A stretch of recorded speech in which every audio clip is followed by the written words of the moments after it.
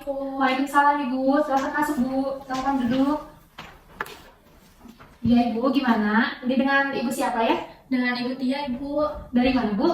Saya dari Ciamis, Bu, dekat. Oh iya, usianya berapa tahun Ibu? Saya 26 tahun, Bu. 6 tahun ya. Jadi gimana Ibu, ada keluhan apa dan bisa saya bantu? Iya, jadi gini Bu, saya kan baru beres nipas ya Bu. Terus saya tuh rencananya mau pakai alat kontrasepsi lagi. Untuk sebelumnya saya tuh kan pakai pil KB yang warna biru ya Bu, andalan. Tapi kata tetangga saya teh kalau pakai pil itu katanya jadi mengurangi ini apa air susu. Iya, saya teh khawatir gitu Bu, soalnya saya tuh rencananya mau ASI tempo gitu ke anak saya. Jadi takutnya nanti malah mengurangi gitu Bu. Jadi saya mau konsultasi, saya harusnya tuh pakai pil apa gitu.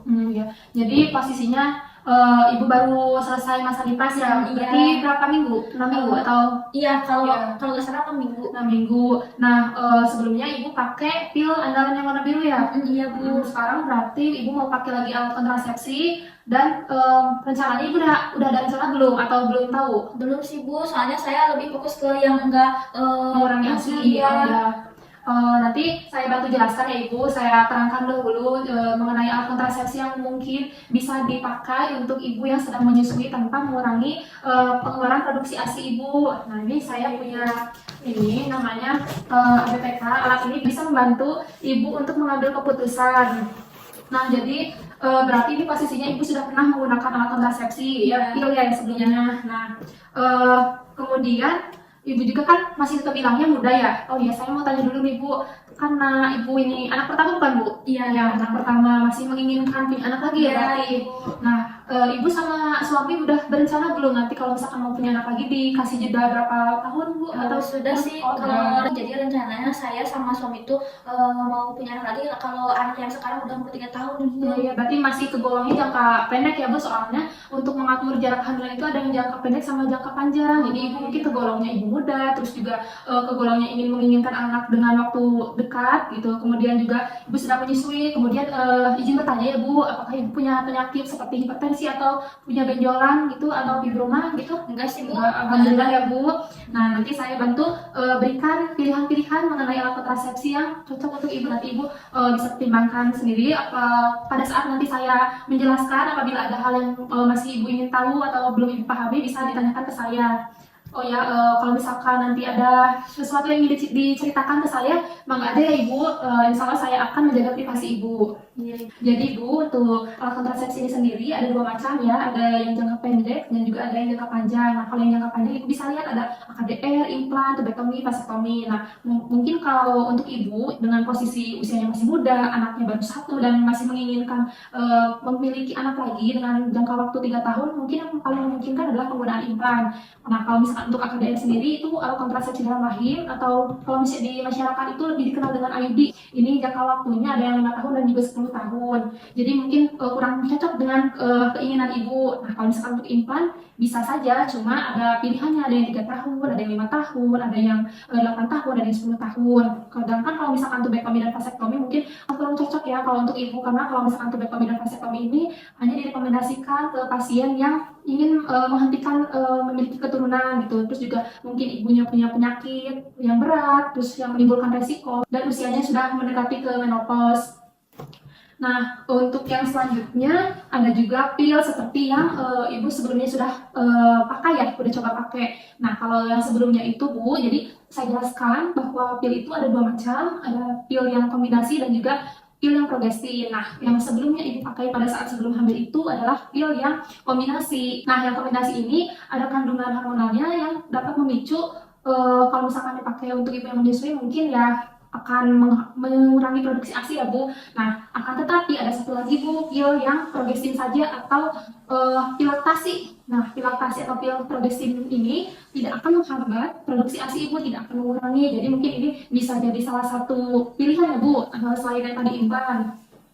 Kemudian juga ada suntik Ibu. Nah, suntik ini kan ada yang 1 bulan sama yang 3 bulan ya Bu. Nah, untuk yang 1 bulan ini kandungannya itu adalah macam-macam gitu, ada kombinasinya, jadi tidak hanya progestin saja, sehingga yang 1 bulan ini tidak memungkinkan untuk ibu yang sedang menyusui. Nah, kalau misalkan yang suntik 3 bulan ini sama seperti pil progestin. Jadi kandungannya hanya progestin saja sehingga tidak akan mengurangi atau menghambat produksi ASI ibu. Jadi mungkin yang pil progestin dan juga suntik 3 bulan juga masuk ke dalam opsi yang nanti ibu bisa pertimbangkan. Kemudian ada kondom ya ibu. Nah mungkin untuk kondom ini sendiri mungkin akan mengurangi kenyamanan saat berhubungan intim. Kemudian juga ada mal. Nah ini bisa dilihat dari gambarnya ya ibu, yang mal ini ibunya sedang menyusui, berarti kan bisa digunakan untuk ibu yang sedang menyusui. Ibu udah tahu belum mal itu gimana? Belum ibu. Nah, jadi mal ini adalah metode amenoreaksi. Jadi pada saat ibu menyusui dan tidak haid, ini bisa dijadikan sebagai alat kontrasepsi alami ibu. Nah, mungkin untuk mal ini kelemahannya kurang efektif ya, bisa memungkinkan terjadinya pembuahan lagi gitu. Kemudian juga ibu bisa menggunakan metode kalender. Nah, metode kalender ini itu perhitungan masa subur gitu Bu. Jadi kalau misalkan sekarang kan ibu belum menghendaki untuk memiliki keturunan lagi ya. Jadi untuk nanti perhitungan masa suburnya itu pada saat ibu masa subur atau masa ovulasi, ibu bisa menghindari hari-hari ovulasi itu. Jadi dihindari gitu Bu. Nah sejauh ini udah ada bayangan atau masih bingung Bu? Kalau misalkan masih bingung bisa ditanyakan ke saya. Mungkin Bu, tadi saya tertarik ke yang pil apa ya Bu tadi? Pil progestin ibu? Iya, pil yang untuk mengatasi iya, emosi ya. iya, soalnya kan karena sebelumnya saya juga pakai pil, jadi kalau misalkan memang saya bisa pakai pil itu yang tidak mengurangi air susu, yang saya maunya yang itu aja Bu. Oh iya, tapi mungkin perlu diingat ya Bu, untuk penggunaan pil sendiri ibu jangan lupa jangan harus rutin mengkonsumsinya. Sebenarnya ibu rutin? Iya, kalau itu sih saya karena sudah terbiasa dan enggak gampang lupa juga ya Bu, jadi karena ini saya lihat sih kayaknya lebih apa ya, saya lebih seretnya ke yang pil Oh ini. iya, boleh. Kalau misalkan ibu sudah memilih menjatuhkan pilihannya ke pil, ya mangga ibu. Ya Ibu, tapi kalau pil itu saya bisa beli di sini atau harus ke dokter ya Bu? Oh bisa ibu, bisa di sini. Bisa. Mau langsung sini? Iya, di sini aja. Oh iya boleh ibu, sebentar ya Bu. Iya. Saya siapkan ambilkan Bu, pilnya sudah saya bawakan. Iya. Terima kasih ya Bu, saya jadi nggak bingung lagi. Berarti memang ada efeknya ya kalau misalkan saya pakai pil yang biasa yang warna biru itu, jadi ada pil khusus kalau lagi menyusui teh. Iya, kalau misalkan lagi menyusui mah pakai yang ini, yang progestin ibu. Atau nanti kalau misalkan ke apotek bilang aja beli pil laktasi. Nah kalau misalkan ibu nanti sudah tidak menyusui, ibu bisa kembali lagi ke pil yang sebelumnya yang warna biru itu ada. Itu saya harus kesini lagi konsul dulu atau bisa langsung diganti aja ya Bu?